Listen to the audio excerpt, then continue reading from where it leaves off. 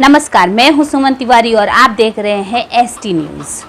क्या कोरोना की तीसरी लहर आ रही है? केरल में एक महीने से पॉजिटिव रेट 3% और मिजोरम में 2.7% बढ़ा।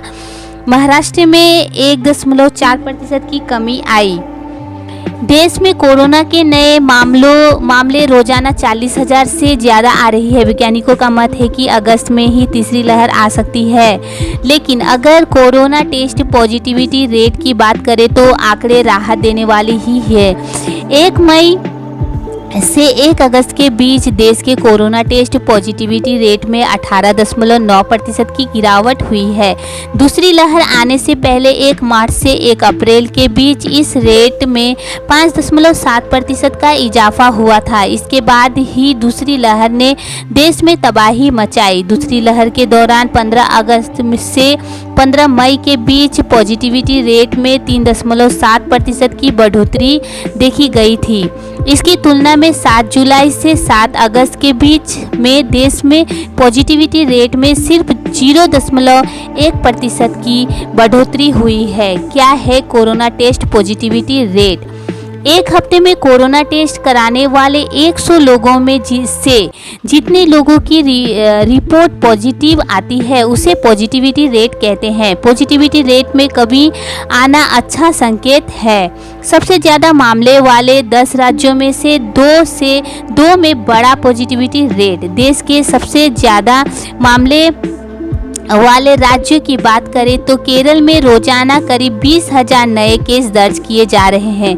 केरल के बाद महाराष्ट्र में रोजाना 6,000 से ज़्यादा लोगों की कोरोना रिपोर्ट पॉजिटिव आ रही है। लेकिन पॉजिटिविटी रेट केरल में बढ़ा है और महाराष्ट्र में इसमें गिरावट हुई है। इसके अलावा नए केस वाले टॉप 10 राज्यों में शामिल सिर्फ मिजोरम में पॉजिटिविटी रेट में बढ़ोतरी देखी गई है।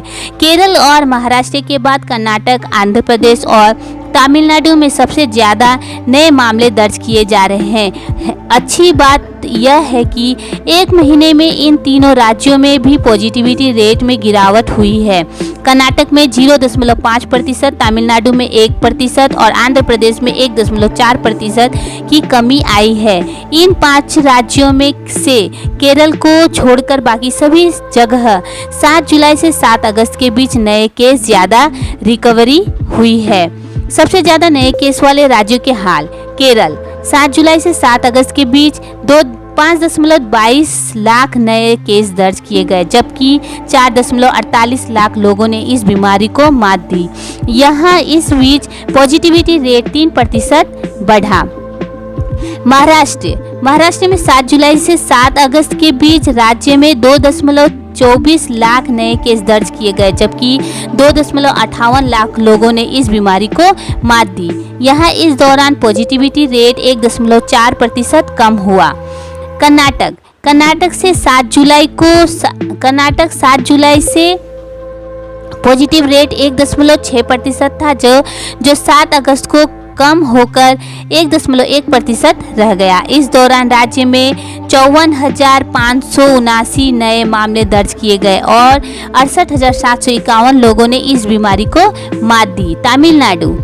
तमिलनाडु में 7 जुलाई से 7 अगस्त के बीच 66,504 नए केस दर्ज किए गए, जबकि 79,201 लोगों ने इस बीमारी को मात दी। यहाँ इस बीच पॉजिटिविटी रेट 1% कम हुआ।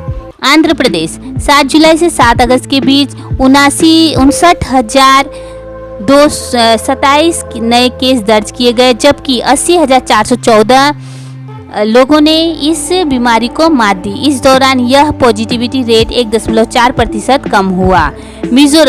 मिजोरम में 7 जुलाई से 7 अगस्त के बीच 421 नए केस दर्ज किए गए, जबकि 633 लोगों ने इस बीमारी को मात दी। यहाँ इस दौरान पॉजिटिविटी रेट 2.7% बढ़ा है। तो ये थी अब तक की सबसे बड़ी खबर। इसी तरह से मेरे न्यूज़ चैनल पे बने रहे, मैं आपको न्यूज़ अपडेट देती रहूँगी।